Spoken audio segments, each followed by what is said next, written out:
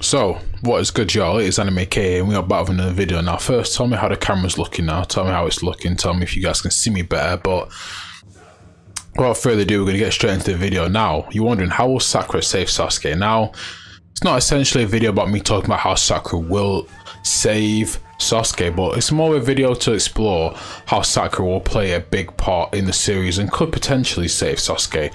So first of all, right, with the new chapter, well, not even the new chapter, with Boruto 2 Blue Vortex coming out now, and there's been 3 chapters that have come out. I was reading through the chapters and you know what hit me? Thought that hit me?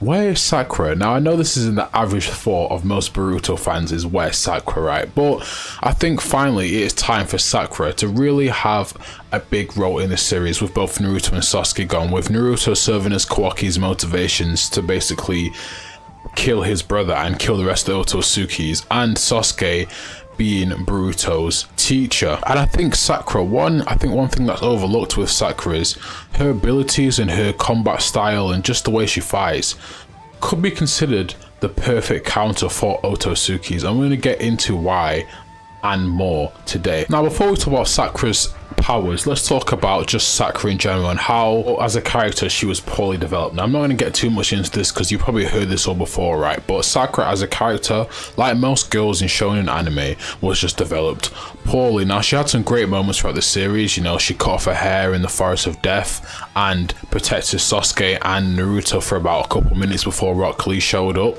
Also trained with Tsunade. We got that whole little thing where she trained with Tsunade and she got stronger.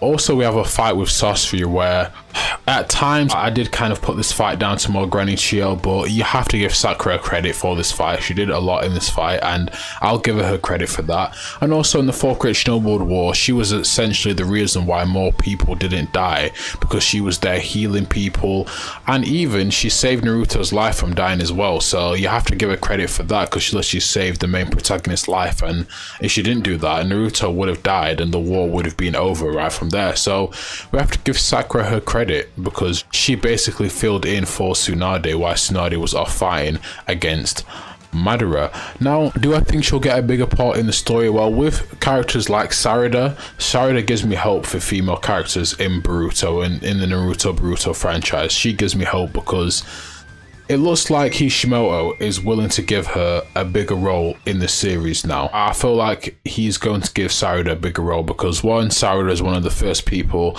that wasn't brainwashed by Ada, along with Sumire as well. But I think Sarada will play a more bigger role in the series. And look, what better way than to have her mum fight alongside her as well. But we're going to get into Sakura's powers and why I think she is probably the perfect counter for Otsutsuki's. So first of all, right, Sakura's main style of fighting is fist-to-fist, hand-to-hand combat, which we've seen from Naruto is actually a really effective way of killing Otsutsukis, because Otsutsukis, as you know, with their common marking can absorb most ninjutsu, but if someone's a really good taijutsu user, they can't absorb that. So taijutsu is essentially, if you're good enough, is their kryptonite.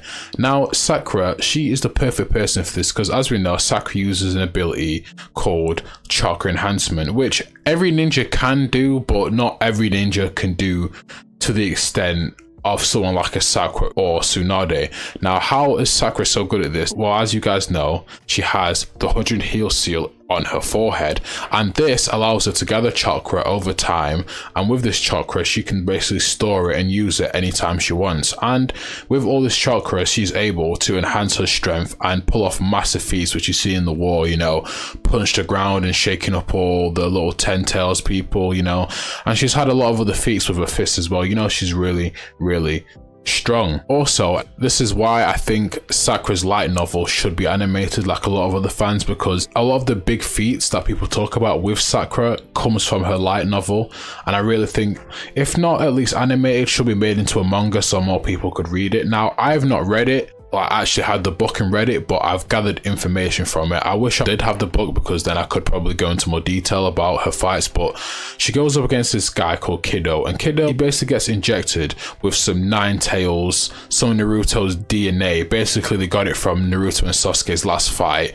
You know how basically Hashirama cells were left everywhere, some Naruto cells were left over, and they injected it into this guy. And this guy essentially got coated with a Nine Tails cloak. Now, was it as strong as Naruto's Nine Tails cloak? cloak? No, because Naruto had has the full 9 tails in him, right? Or had, but you know what I mean. He had the full 9 tails in him, but it was still a very, very strong tail beast cloak, kind of like Genkaku and Gankaku. I think that's how you pronounce it, Genkaku, or you know, basically them guys from the hidden cloud that was able to kill Tobirama and they got trapped in Kurama and ate his chakra and then got them cloaks. Basically the same thing like that, right? That's what this guy had, but just on a stronger level, because Kurama is the strongest tail beast. And Sakura was able to go one-on-one with this guy, not just go one-on-one with him and trade a couple of blows, was actually able to beat him and really, really beat him well. I mean, one, his 9 tails, right? She gets impaled by it, manages to run all the way through it and land blows on him. So that's showing that her 100 heal seal has come a long way. 2, she was able to coat her hand in chakra and essentially catch ninjutsu.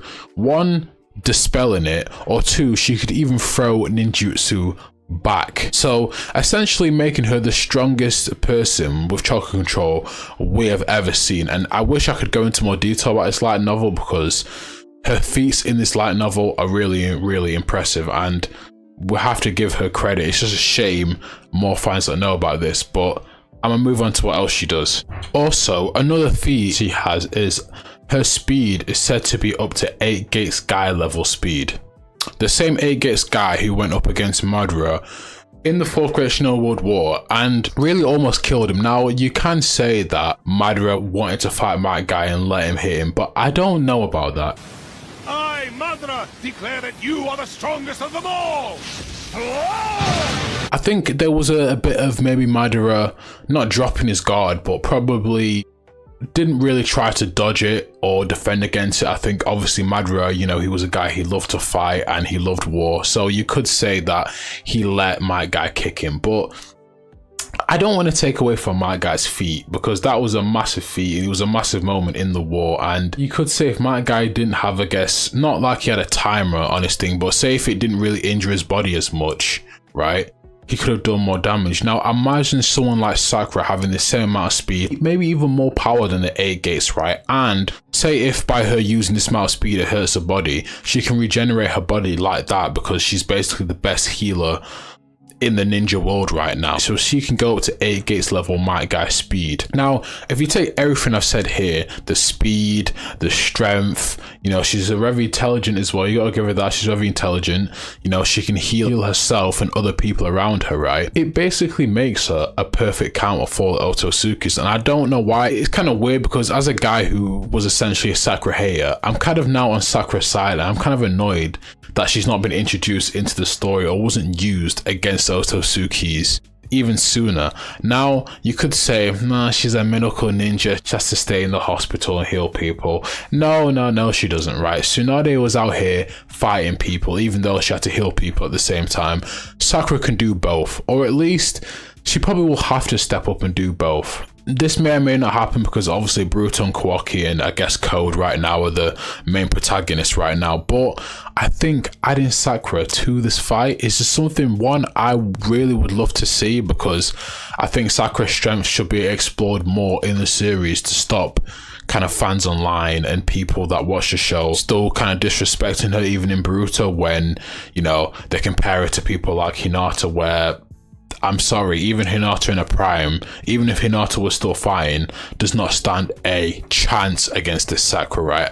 She's able to catch ninjutsu in a hand, right? And the fact that when Naruto in Baira mode went up against Ishiki, if I'm pronouncing his name wrong, I'm sorry, went up against Ishiki, was able to do the level of damage for Ishiki with just taijutsu alone, and Sakura doesn't have a time limit. This goes to show how much Sakura would be important to the story. Now, am I saying Sakura will get Byron level feats? No, I don't think she'll be able to shorten an Otsutsuki's time or shorten an Otsutsuki's time span. I think the word I'm looking for here, time span, in just one single punch, no. But Sakura, the feats she has in her light novels, plus with the abilities we know she has, for me, would be the perfect counter for Otsutsuki's, and that's why I might title this video actually. I think Sakura would be the perfect counter for Otsutsuki's. But look, you guys, let me know what you think about this video. You guys let me know if I got some light novel feats wrong. You guys correct me in the comments, because I know you will. And you guys let me know, do you think